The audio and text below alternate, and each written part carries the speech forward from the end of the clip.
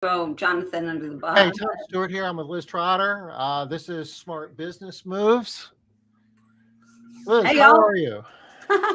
Hey, Tom. Well, since we are 5 minutes late today, I bet Shush, you know. shush. Oh, Okay. we're still getting back in the groove. I mean, my goodness, the last 3 weeks has been kind of like a whirlwind. Yeah. Well, more so for you. Well, actually, I guess not more so for you than me. I was going to say more so for you than me because you just did MCA live too. Right, but you gave up 2 full weeks. You gave up Foundations 2.0, and Yeah. I was kind of on the sidelines with that. Yeah.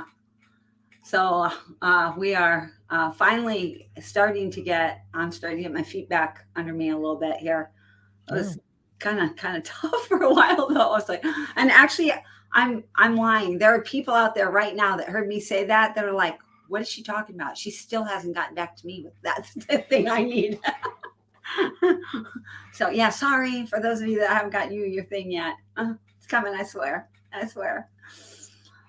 So are we going to have a guest today, Tom? What's up with that? We're efforting. We're efforting. Um, the topic today is digital marketing, and we got a pitch hitter coming in. Matt's gonna be joining us here like any minute. I Right? just saw him pop up. Okay, so I have a really pressing question that everybody wants to know. Inquiring minds. Is it pitch hitter or pinch hitter? Like in a pinch? PINCH. Yeah, yeah. And so they're like filling in a pinch. Yes, That makes more sense. But people say pitch all the time. I thought you just said pitch. I probably did. Okay. Okay. Doesn't mean that's what you meant. No, or doesn't mean it's right, but Yeah. it's So I see Matt's kind of coming. He had shoulder surgery, you said, Tom.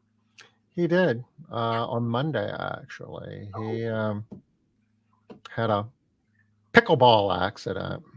Oh goodness. It's a high Island contact sport. island sport. Well, is he doing okay? I mean, it's only Wednesday. Oh yeah, we were in a meeting yesterday, and he was a little drugged up. He was entertaining. Actually, this is going to be fun.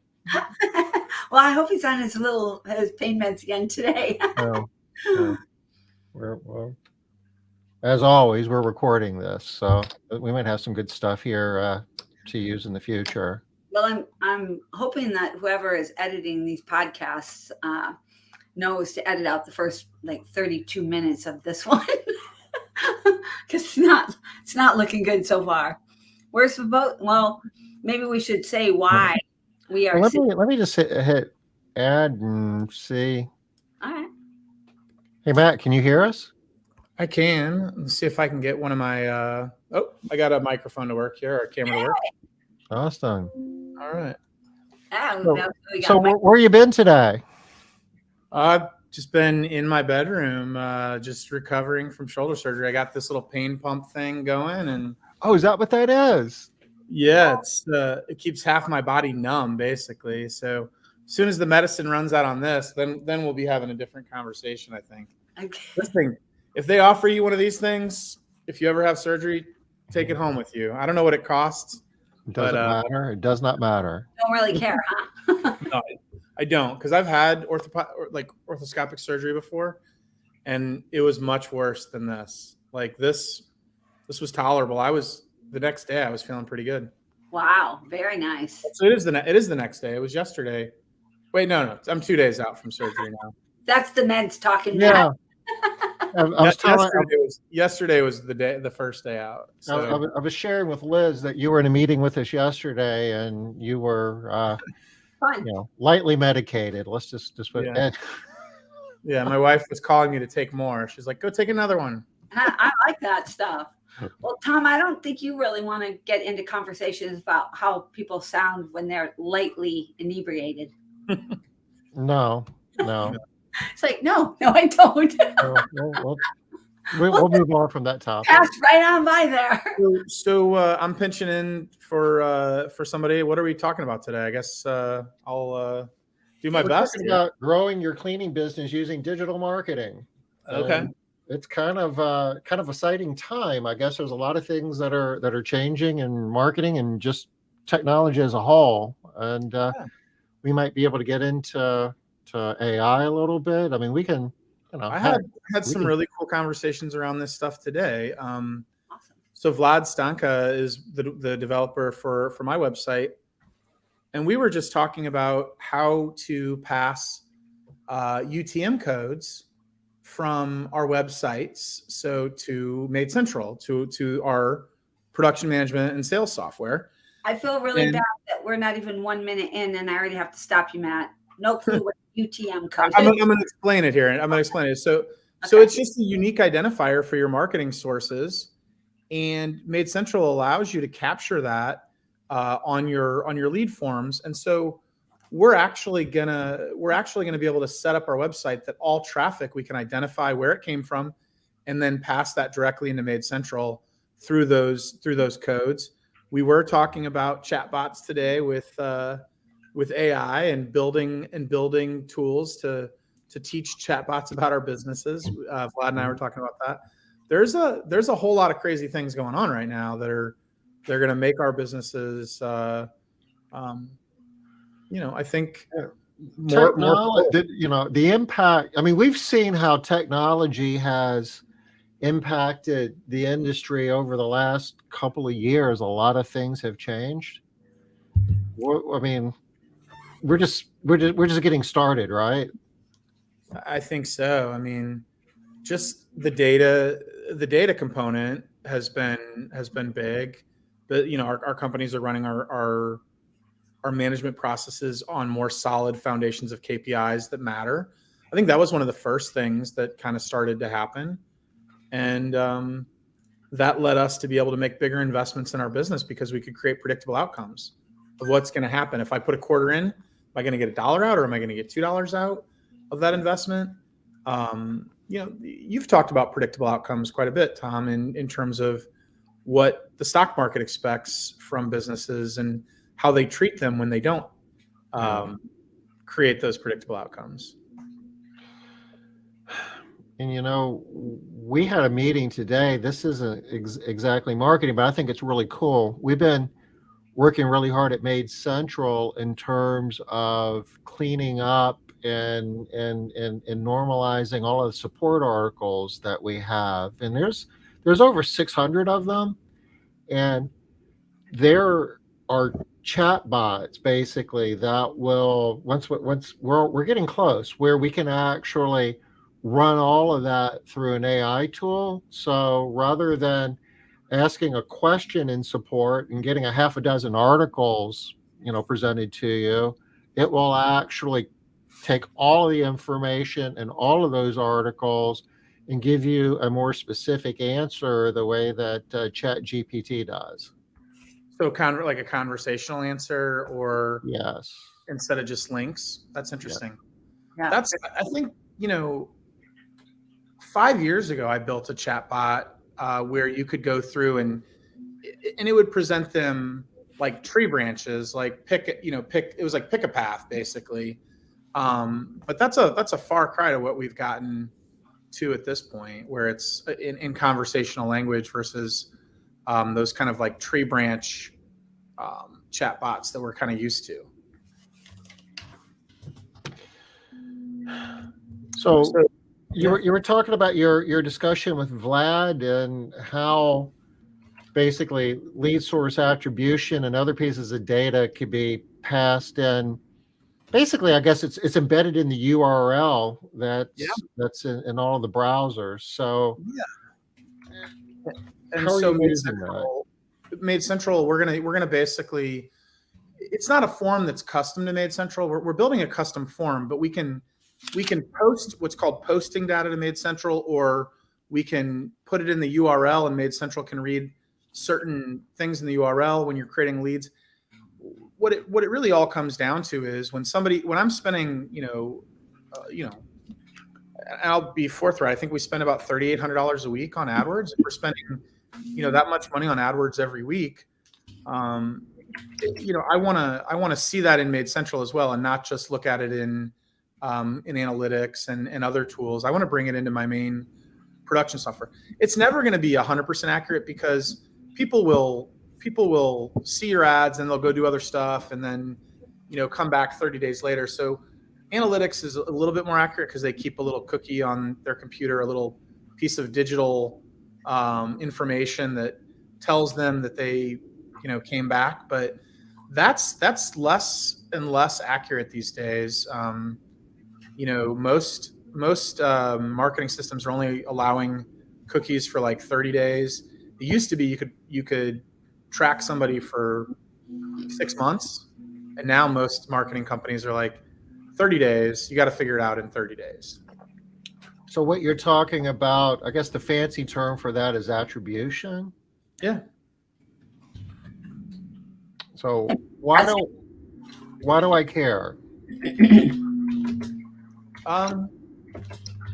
You're going to spend a lot of money to grow your business. And I think just having a better understanding of what sources are creating value and what it costs to acquire a customer from each channel, and really how much you can afford to spend on that. One of the lessons I kind of learned from you two in Foundations was the idea of you can spend gross profits, not net profits, to acquire customers. Because once you've basically hit your break-even point, you can spend whatever your gross profits is, you could spend that on acquiring a customer. You wouldn't want to spend all of it, but the companies that can spend more will grow faster. And understanding that relationship of, if you're getting a customer that's worth $6,000 over the lifetime of the customer, you might not want to spend the $3,000 in gross profits to acquire them, but you sure as heck can spend $250. I hear people get really scared about spending $100 on acquiring a customer. You can spend more than you think if you have the data that tells you you're keeping your customers for a certain period of time and they have a historical value. But even that's not even 100% accurate, because a lot of your customer churn happens in the first 90 days. And so even tracking that is becoming really important, like by source and by how quickly they're churning by source, by, a lot of different metrics that we're starting to capture in MaidCentral and create some reporting around that. We're not quite there yet, are we? We're close. We're close. A lot of the marketing obviously is digital marketing, and a bigger and bigger part of the digital marketing is paid marketing. And like AdWords, you're just bidding against keywords with your competitors, and the more you know about the lifetime value that you're going to get out of a lead that comes in through that marketing source, the more accurately you can bid. And you don't want to spend more than what you can have a negative return on your investment if you spend too much. But if you know what your lifetime value is, you can bid more than what your competitors have the stomach to bid and get a lot more leads. And I see the bigger companies doing that. I see the companies that are doing this well. That's one of their strategies. The ones that are growing the fastest. Yeah, I think that's fair to say. I mean, I didn't learn this in a vacuum. I've been watching other industries, in particular HVAC. They seem to be a couple years ahead of us in terms of adoption of some of this stuff. Look at plumbing companies are starting. They're a little bit behind the HVAC and the electricians, but you kind of see some other home services and the amount of ad spend that's going to AdWords and other things versus. I'm not saying SEO doesn't work. It's just not going to bring you enough business to grow at a rate that you could achieve channels. And there's print mediums that I think, direct mail still works if done well. But you can bring digital into that with QR codes now. People do QR codes now. I remember when QR codes were introduced, a dozen years ago, we were all like, what do I do with this thing? Like, this is, and then COVID, we all figured it out. Like, and the iPhone made it easier when you could just point your camera at it and you didn't have to get a separate app and all that. So so you can actually have a unique link for your for your marketing channels for print medium and other mediums as well, and embed those UTMs, those tracking codes like I described, and those tracking codes can be passed in to other software systems you use. So you're tracking, even in good old fashioned print medium, you're still using digital tools to make sure you're getting a return on your investment. So We were just talking about that today in one of the circles. Somebody is using EDDM and spending a lot, sending out, I feel like this can't be the true number, but I'm pretty sure he said 4,000 a day. Yeah. 22 cents a piece. No, he's paying less than that because of the bulk, and he prints them himself, and he's getting great return. When you say printing himself, I mean, that's costing him something. Yeah, but it's pretty cheap. He showed us the printer. I'm sorry if I'm blowing you out of the water here, dude. The printer he uses is like a $1,200 printer. He gets whatever the fancy ink is, and the good paper stock. He has a great source for the cheap card stock, and yeah, his numbers were. All that stuff's a lot more affordable than it used to be. Think about 4,000 a day, though. Yeah, some human being is feeding those things through that $1,200 printer at some relatively. It must be a week. I can't believe that it was 4,000 a day. But it would be $720 a day, roughly. That's not out of the question for some of these larger companies. I mean, my marketing budget is in the 30s now. It's not quite, I have no single channel with that kind of spend, but my AdWords is close to that. So it's possible if he's proven that channel and he's over $2.5 million a year, it's possible. Yeah, so printing it on like 4-up card stock that maybe is perforated and they're kind of ripping it apart, but nope, 8.5 by 11. Okay. Yeah, no cutting anything, just. And he takes the EDDM is really the postage is really inexpensive on it, and I'll tell you, I bought a printer for my office. It's a not for that kind of printer, but to make posters and things like that for communicating with my staff, because I was sick of spending $40 or $50 a poster to print, because we do a lot of contests and fun stuff, and it was like $800, and I figured it wouldn't take long to get a return on that. Yeah. In terms of doing creative things, doing large format prints and things like that. So we could do 24 by 36 inch, or really as long as we want. It's a roll printer. We could do banners, I guess, if we wanted to. It's a plotter. Yeah, plotter basically, and the cost of it was $799, and wow. That kind of printer a few years ago would be $5,000. So some of this technology and marketing is coming down where you could do some of this in-house. I mean, someone was asking us last week about the badge printers that Tom and I have in our offices, and those are a little pricey, but they last 10 or 15 years. And you can print out digital badges, but you could also use them for marketing pieces in terms of creating gift cards for your customers with unique codes on them and mailing those out. We do a lot of kind of hand marketing too. Like, it's not all digital. So like when a customer cancels us, we handwrite them a letter and thank them for their business and send a little card with that.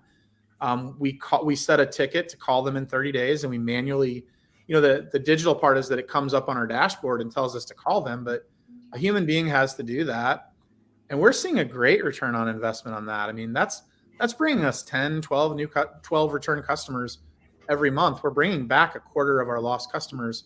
So we're close to 900 customers right now. And so that's awesome. We're going to lose some, and we just need to put forth that effort to kind of get them back. And that's kind of manual. But the tracking part of it's digital. We're doing some digital parts of that with Keep too, and automating some of the touch points in terms of emails and text messages and things like that. But I still think your phone is a great weapon for getting a hold of people. It seems like it's even more now. People are just so nervous about the phone. They don't want to pick up the phone. I don't know if that's works against us in some ways, though, when we're trying to call people. But when I get a call and I don't recognize it, I don't pick it up. Do y'all? On my mobile, never. Yeah, I don't And that's all I get. So no. So one way that we've kind of prefaced that is that we have the same number. We set it up that the number that we text from in MaidCentral is the number we do outbound sales with. So every single time that we're reaching out to a customer via phone, we've already interacted with them via text message, and if they've replied to it, and Twilio is sending out what company we are, it's showing up in their caller ID Nice. because of the interaction. So you can do some things to do that. Let's add a question. You want to go through a formula, Tom, for her? Sure. Or the other thing, sometimes we will text them before calling and saying, "Hey, this is Tom from my cleaning company, and I'm going to be calling you in a minute to talk about an awesome offer." Same idea. Too bad. How do you calculate lifetime value? We can let's do a deep dive on that. First thing you want to know is what we would call one of the core KPIs is what is your monthly recurring churn rate for customers, or monthly churn rate for recurring customers. And just to keep it simple, the way you do that is you count the number of recurring homes that you lose in a month, and you divide it by the total number of homes that you have. For example, if you, over the course of a month, if you lose 5 recurring homes, and if you have 100, recurring homes on the average over that month, you would take 5 divided by 100, and that would give you 5%. So 5% is kind of like a industry average. The MaidCentral average is like 4%. Industry as a whole, I think it's closer to 5. So once you know, and that's an important number. Every house cleaning business should be tracking that, know what your churn rate is. And when it starts going up, you're having quality problems, or something's happening in the economy, something's happening where you're losing more business than normal, and you want to take some action to drive that number back down.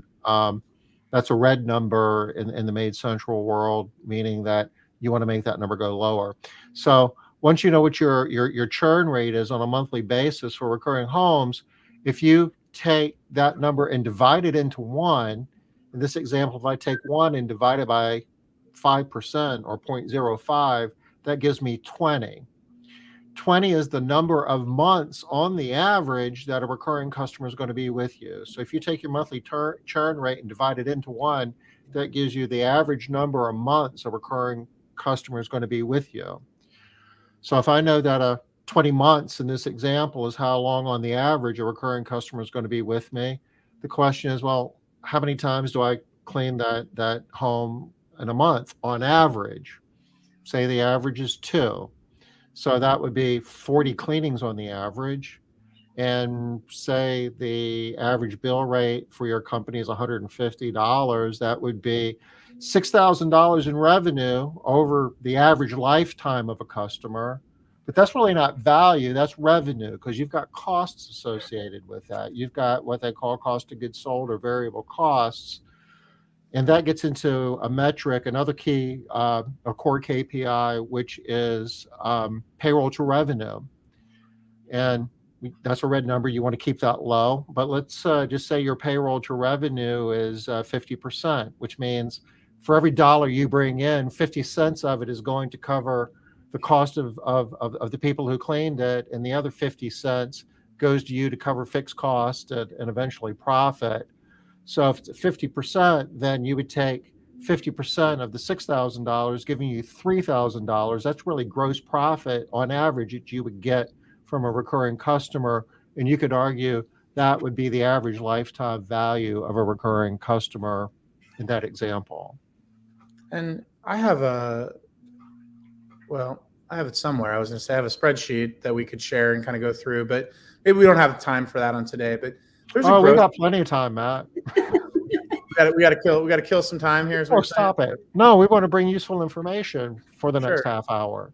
Let me present something really quick. Then I'll share this screen because I think this is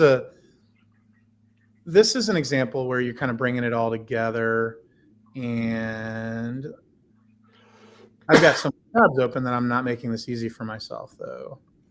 So here we go. I found it. So this is growth model based on MaidCentral, but I will freely admit that I've made some changes to it a little bit to make it kind of customized the way that I use it. So Tom talked about the bill rate per cleaning. That's definitely really important. And then the cleanings per month per home. Mine is lower than 2. So, we have more monthlies and things like that. And then the attrition rate, I have it set at 5. We're really not that high. So I'm just assuming like worst case scenario here, we're closer to 4. But, I'm playing with worst case scenario. So if I scroll down on that a little bit, I guess I need to go over to that screen and actually work with it. If I scroll down here on it, it kind of calculates in this spreadsheet that my average lifetime value is 6,105. Now, that's at the starting point. If I actually put in what our actual churn is, which is about 4.2, still not where I want it, but it should recalculate that. And then you can see that it goes up quite a bit. And so companies that manage this really well, I have a peer, an industry peer that's at like 1.5%, maybe 1%. And he manages this really well. And so his lifetime value is $20,000. He can spend whatever he wants on marketing to get a customer.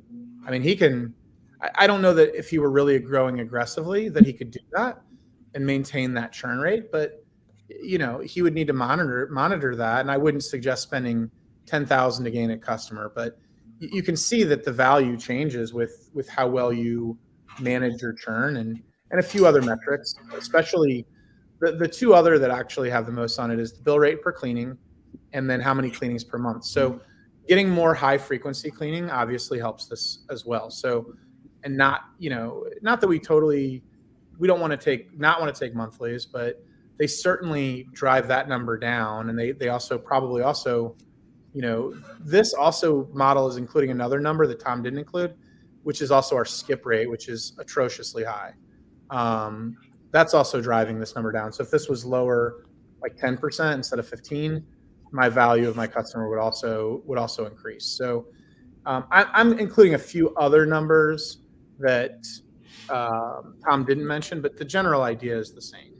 You can model this out and really see, what the lifetime value is of your customers and really kind of see where your profitability would be to serve and to gain those customers. So I'm in a unique position right now where with what we're spending, we need to make $250,000 just to break even. But I need to know that, right? Because we're doing about $290 a month. We don't have a lot of room to spare on that. So I can't just go out and pick a new marketing channel without really thinking about, all right, how can we afford to lose a little bit of money for a while and grow? Will that channel pay for itself? And where will that be? So this is a tool we use in MaidCentral. We went through this last week when we did the MaidCentral live event. If you go back to the other tab, I'm thinking where it says lifetime value, I'm guessing we're talking about gross revenue as opposed to gross profit. Yeah, this is gross revenue. Thank you. Yep. So we should probably make some tweaks to that spreadsheet and call that idea. Yeah. Because if you change the payroll to revenue in that spreadsheet, it wouldn't change that particular number. I don't think it would not. It's not tied to that, and that is not. So, and I don't even have mine. I have mine set up as COGS anyway, which includes my credit card processing, includes all of my cost of goods sold, payroll taxes, and a few other things. So, I basically made a couple tweaks to this to kind of make it more relevant to my company because I have that data. Instead of putting it down here in the operating costs, I put it here in the COGS. So, Alyssa, thank you for asking the question. That was a softball. Makes us It gives us an opportunity to talk about MaidCentral. Excited to see that you're going to be going live next week, and these are some of the fun tools that you can play with. So congratulations, welcome aboard. Yeah, definitely recommend coming to an MCA live. The next one is in August. Everyone asks, thinks that, oh, some so and so is doing this, there must be doing something special. I'll tell you the truth. My company was right around like $1.8 million when the first time I went to MCA live, and then I was inspired by a lot of people what they were doing. We've doubled our run rate through some of the things we've learned at MCA live. Like some of the tactics that I've learned from Aja in terms of scheduling and feeling more comfortable, like selling to a very full schedule with some of her tactics that she's taught my company and that we now kind of build into the software. That was big. I mean, there were so many little lessons over the last year. Rate adjustments to underpriced homes. Yeah, rate adjustments to underpriced homes, but it's you feel more confident about spending the money on marketing when you've really got your business dialed in, and to a pretty clear degree what's going to happen. With some of these metrics. And I get it, as you get bigger, like it's easier to smooth some of this data out. But in general, the principles hold true no matter how big you are. Tom, did we set that date? I know you and I were talking about it when I was there for MCA Live, because we were going to do ARCC and. No, we know the week. There's a week in August. The week of the talk about that, so people can go ahead and block that out. But I think it's the week of the 20th, right? Yes, the 21st is a Monday, so it's the week of the 21st of August. And as with a lot of weeks, there's 5 weekdays in that week, and there's going to be some type of activity going on at the MaidCentral / Castle Keepers headquarters in Charleston, South Carolina. We're doing an MCA live event. We're doing an ARCC regional meeting. And Liz, you're doing a program. What's the title of your program? I'm doing employee life cycle. Oh, yeah, that's an awesome program. I know that you've done that a few times, and that is well received. Yep. So that's going to be a good week. I need to make sure and talk with Erin, because we never decided if we wanted her to do the front end or the back. Yeah. Right. That's what we're trying to figure out. We'll get it figured out. That's a good, talking about AirCSI, there's a couple of things coming up too, where you can you're welcome to visit my business. And then there's another MaidCentral user who's also part of the CBF community. Cleaning Business Fundamentals, if I'm getting that right. Yep. She's part of that community. And so that is going to be April 27th, Friday, April 27th, the AirCSI event. 28th. What's that? Friday, April 28th. Friday, April 28th. And then the 27th, we're hosting we're calling it a Discovery Day. Although we're getting pretty close to sold out on that. We've only got 2 or 3 more seats. So if you wanted to kind of have a little bit more deep dive into what we're doing at Better Life Maids instead of just a tour on Friday, you'd probably want to register for that. We'll drop some links, I'm sure, before this is up. But that's a good idea, Matt. We can do that. Yep, we want to probably put those in the chat somewhere. I can't type, so you guys are going to be. I'm on it. I'm working through other people for the next 6 weeks. I shared before you got on that you suffered from a pickleball accident. Yeah. It's a long-term injury that I just aggravated for like the last time, and I was sick of putting up with it. So, you hear people talk about, like my shoulder dislocates and I just pop it back in. Well, I've been doing that for a long time. But it's never just like as simple as that. It is a excruciating event every single time that happens, and you're breaking a little piece of bone in your shoulder every time you do that. Yeah. So mine was pretty much just worn down. So I got a little bit of a rebuild. I'm rebooted for the next 20 years. I'm gonna stick to swimming and you know, I don't want to say cycling because it's funny. We were right when I injured the shoulder. I had a friend of mine. He works for MaidCentral too. He was my training partner for an Ironman, and we were on bikes. We didn't even tell the story. He'd seen me crash a bike at about 30 miles an hour. So somehow I managed to come out of that without much more than some scratches. But I'm gonna probably take it easy on some of the stuff because I want to actually be able to function into my 80s and not be too beat up. So I'm gonna start taking it easy a little bit. And, smart, Matt. Swimming isn't going to hurt you.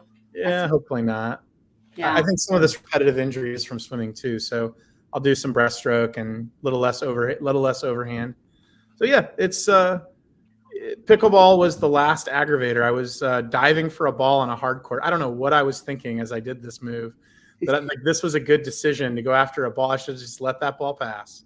And, competitive people, it's hard to reel it in sometimes, and that was a mistake that was very painful. Well, back to AI. This is a weird way around AI, but I read, I can't remember which one of the magazines, Fortune or one of those, how they're expecting that AI, as the more that people use it, the more injuries that they're going to see in people. And the reasoning there was that people are doing a lot of things artificially, and they're training their brains that they are much more capable than they are. And they have this idea that they can do a lot more things than they can. That's an interesting take. I could see that. Like, I can see it too. And you saying that just reminded me of it. I was like, oh, maybe that's a version of that then. Yeah, Just dive and not be hurt.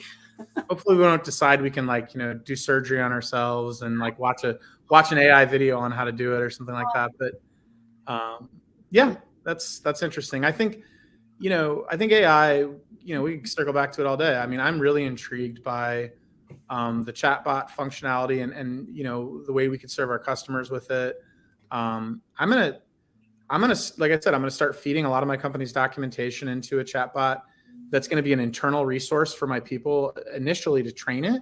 Like, so when a customer asks a question like, what cleaning solution do you use? It's going to give them, they'll put that in the chatbot internally in Slack initially, and it'll give them an answer.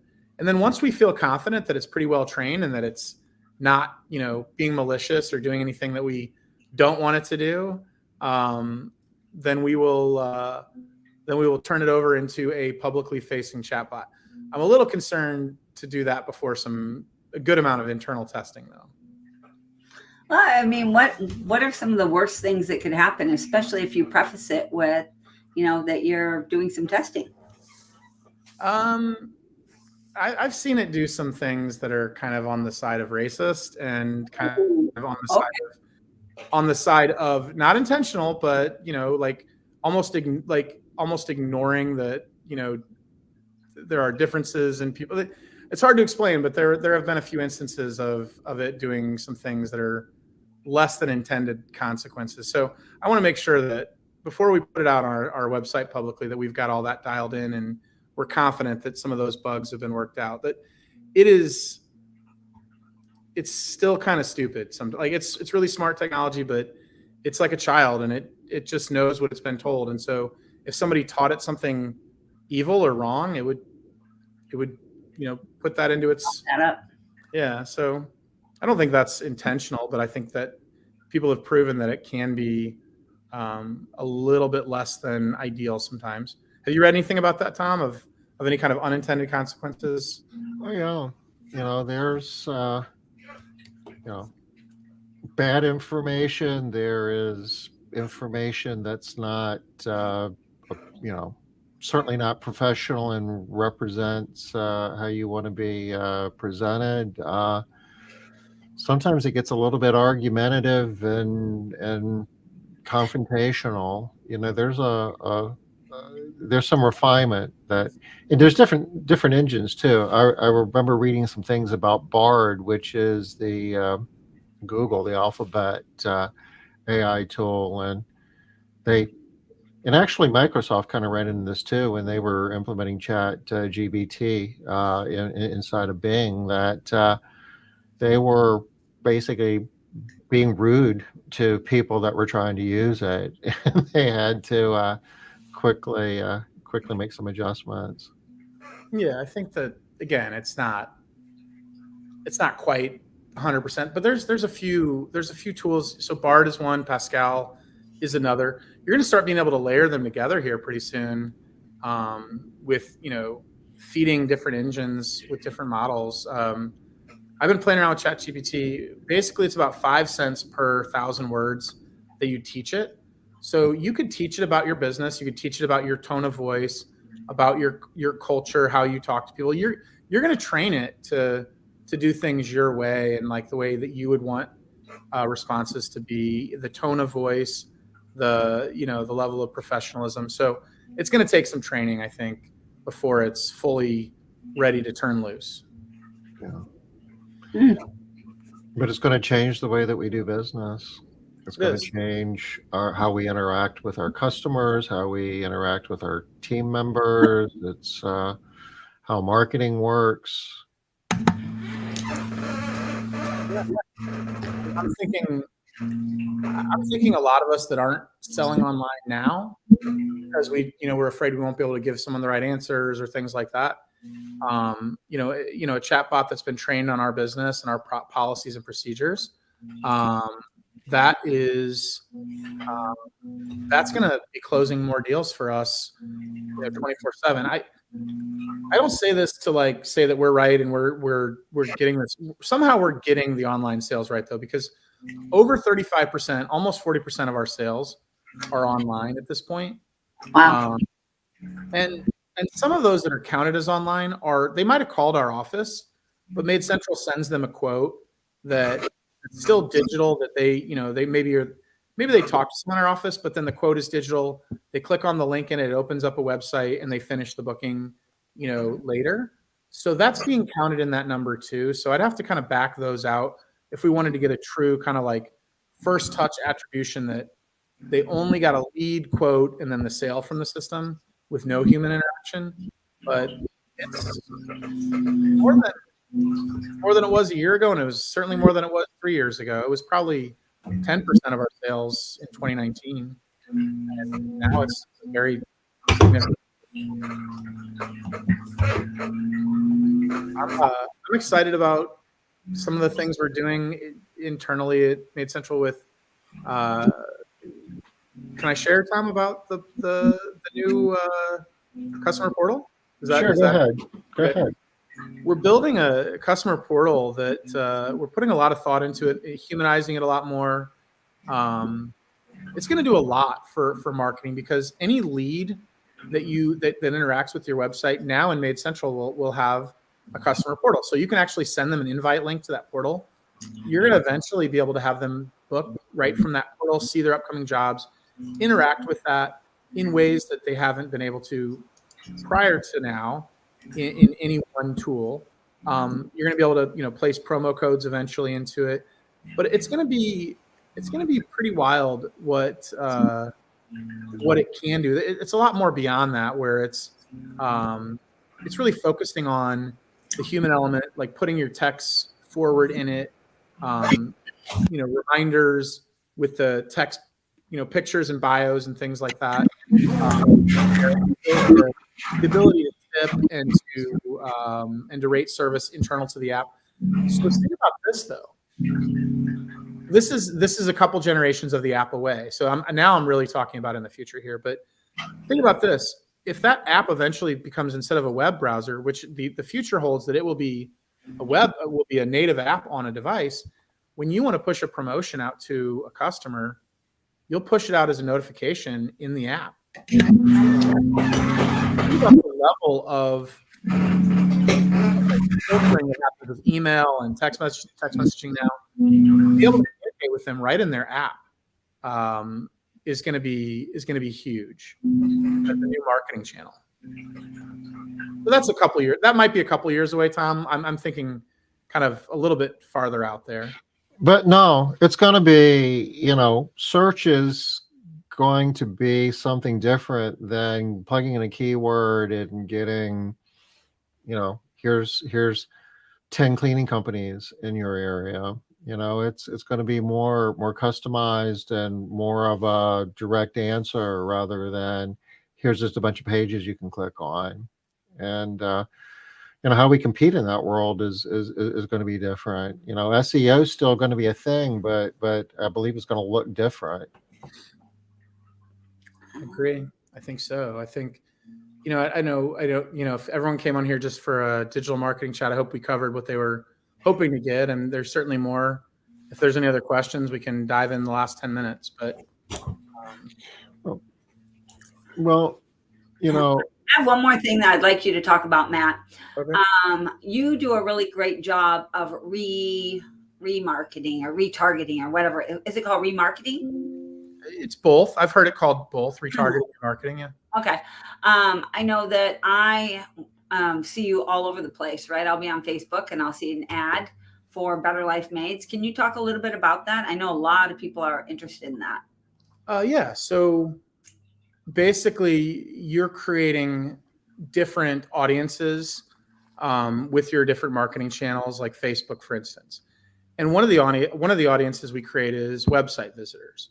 Another audience we might create would be people that have watched one of our videos for at least 10 seconds. So we'll create different content for different things.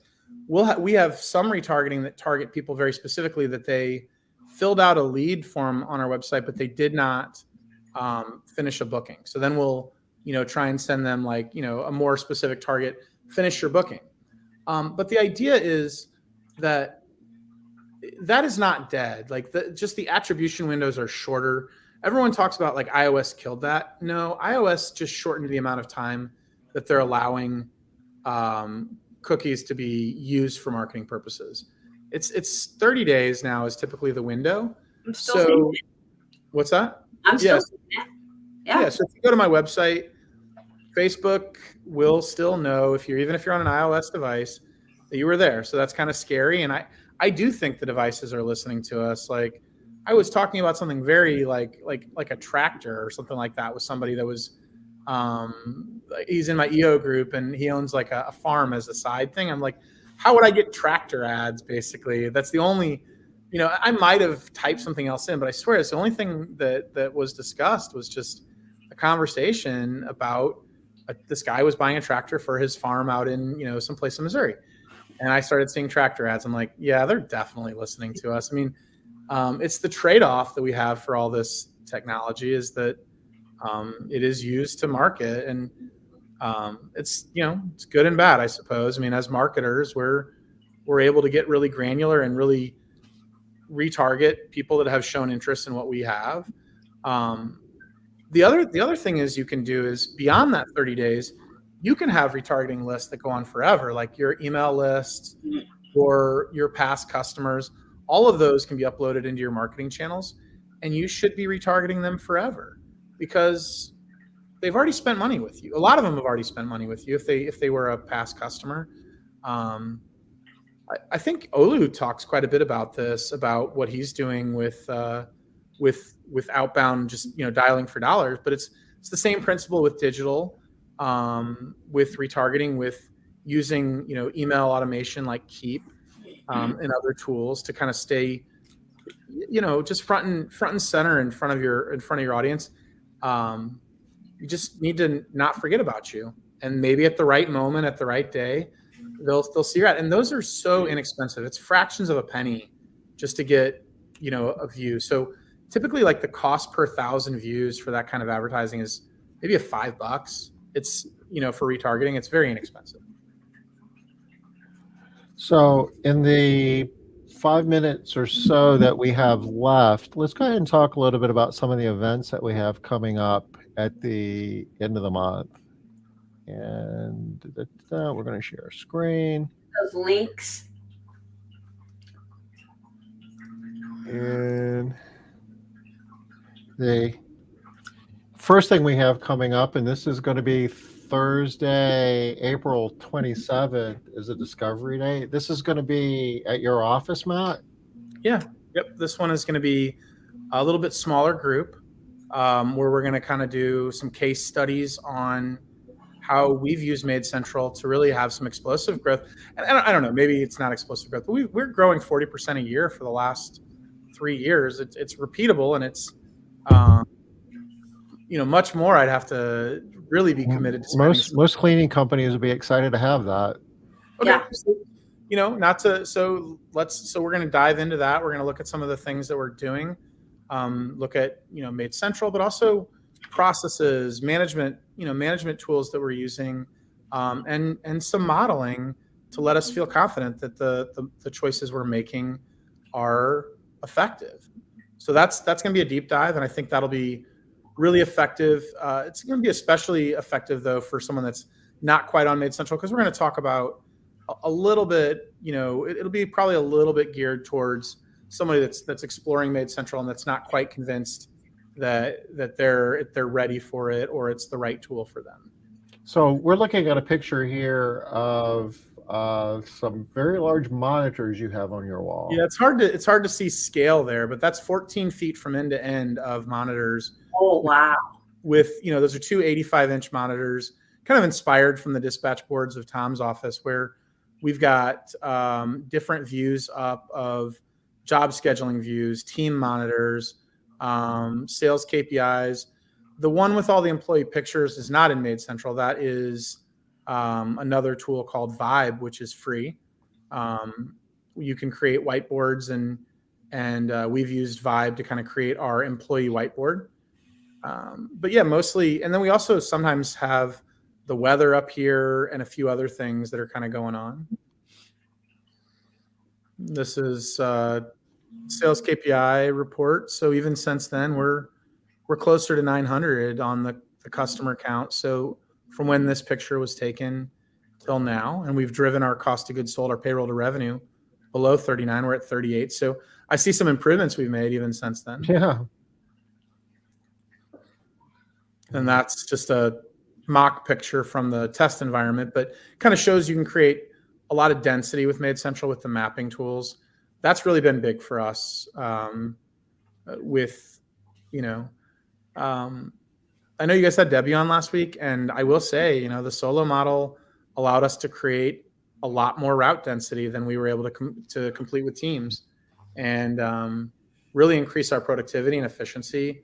And we've raised our average to about 390 per employee per day of what we're billing. So again, we're going to talk about all that in St. Louis, and we've got a couple more events to talk about. If you want to know more about MaidCentral, this is that Thursday afternoon from 1 to 5, and it's free. It's free to attend, but we ask for $100 deposit because we don't want people signing up and not coming. But if you show up, we'll give you your $100 back. That's how that works. So if you're serious about going, go ahead and sign up, make your $100 deposit, and we'll give you your $100 when we see you. And that's Thursday, which brings us into Friday, which is the regional event. Yeah. And where is this being held, Matt? So there'll be tours in the morning for up to 50 companies. So I will say it's getting down to the wire of how many companies can do the tours. So if you want to come, I think there's less than a few spots left. So they're going to split the tours into two groups and do tours of my office. And then Stacy Weiland of Green Angel is also going to be touring her office. She's got also a very successful business. She's on MaidCentral. She's growing fast. And she's literally across the street from me. We're like competitors, and like we're separated by a 4-lane road. She's on one side, I'm on the other. And so will we be really like walking out the front door of your office, going across the street and going in the front door of her office? We're going to have somebody with a stop sign, walking you guys across the street at the crosswalk. Yeah, it's that close. That's awesome. It's crazy. It is crazy. So the cost of this event, I guess, is $149 if you're an ARCSI member and $299 if you aren't. So if you aren't an ARCSI member, first thing you want to do is sign up and become a member, and then attend this at a meaningful discount. And there'll be education. There'll be education from 12 to 5, I believe, and then there's going to be a happy hour from 5 to 7. And I'm sure people will socialize and stick around. And then There's one last event that Sharon Tinberg is hosting at our office too, which is going to be a training day where you can dive into the details of how Sharon uses, her technology and her training system to create repeatable systems. So that one should be really useful as well for a lot of companies, for wherever they're at in their business. There's a lot of value in terms of the amount of cost of goods sold, the amount of direct labor you can save by embracing some of the techniques that she teaches. So, if you're kind of wondering, do we have an opportunity to improve our cleaning procedures, to improve our productivity and lower our payroll to revenue, this would be worth attending. And it's 9 to 3 on Saturday, and registration is open for that as well. And if you're an ARCSI member, it's only $49. Yeah, so I see that to be like kind of like a little sleeper deal. Kind of, even if you don't embrace all the ideas that someone has to share, if you can get one little nugget, $49 is. Oh my gosh, so I'm amazing. going to go ahead and drop the link. I've already dropped the link to the MaidCentral Discovery Day on Thursday. I'll drop the link to the regional event on Friday, and I will drop the link to Sharon's training event on Saturday. And with that, we're at the top of the hour. We made it. We got through. Matt, thank you. Why don't you go ahead and give yourself another hit off your pump there? You've already. Yeah. I'm gonna numb up the neck here. It's down to the last. It's got a little countdown of how much is left. There's just enough to get me to the morning, and then I got to take this thing out and see how I really feel. So that's the scary part. Don't worry, you'll be fine, Matt. You're tough. Yeah, I've had a little bit of orthopedics before. I'm gonna hopefully this is the last one for a while. I need to pick sports that are easier on my body. Tom and I have been talking about that. We need to make sure we last a long time, and running marathons and doing Ironman. That was stuff for when we were a little younger, and maybe. Olu turned me on to a book in terms of how to be active when you're 100. Yeah. You know what the first thing is? Live to be 100. Funny, Tom. No, it is. But then there's a lot of other things too. But I have a one-on-one I got to get to. Okay. Well, Matt, thanks so much for stepping in. We'll see you guys next Wednesday, 5 o'clock Eastern. Bye-bye. And bye.